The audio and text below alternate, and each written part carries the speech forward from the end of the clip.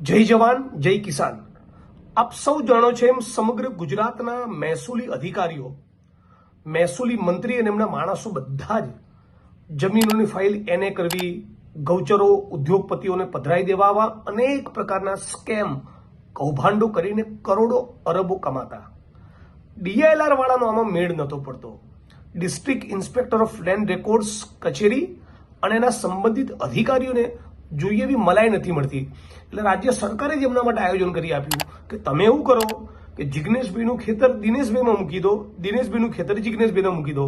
એટલે જિગ્નેશભાઈ ને દિનેશભાઈ બે પૈસાનું બંડલ લઈને ડીઆઈએલઆર કચેરી આવશે અને કહેશે કે ભાઈ હતી એટલી મારી જમીન મને પાછી કરીને આપ, બીજું કંઈ સરકાર જોડેથી મારે જોઈતું નથી। આવા ધંધા ગુજરાતના એક એક જિલ્લાના, એક એક તાલુકાના, એક એક ગામના, એક એક ખેડૂતના, એક એક ખેતર સાથે થયા છે।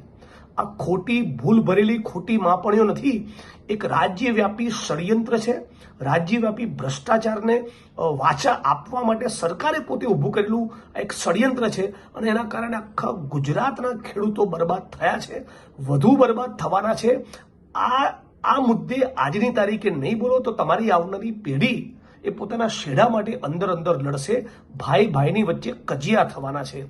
આવું ન થાય અને સમગ્ર ગુજરાતની આ તમામ ખોટી માપણીઓ રદ થાય અને દરેક ખેડૂતને પોતાની માલિકીની જમીન પરત મળે, આવા શુભ આશયથી કોંગ્રેસ પક્ષ દ્વારા, ખેડૂત આગેવાનો દ્વારા, બિન રાજકીય સંગઠનો દ્વારા અને પાલભાઈ આંબલિયાના નેતૃત્વમાં 30 તારીખે એટલે કાલે નહીં પરમ દિવસે 30 તારીખે જામ ખંભાળિયા વાછરાવાવ પાસે એક મોટી સભાનું આયોજન કર્યું છે। સવારે 9:30-10 વાગે આપ તમામ લોકોને આ મિશનમાં જોડાવા, આ આંદોલનમાં જોડાવા, પોતાના ભવિષ્યને બચાવવા, ગુજરાતની ખેતીને બચાવવા માટે આ આંદોલનમાં જોડાવા આહવાન કરું છું, અપીલ કરું છું।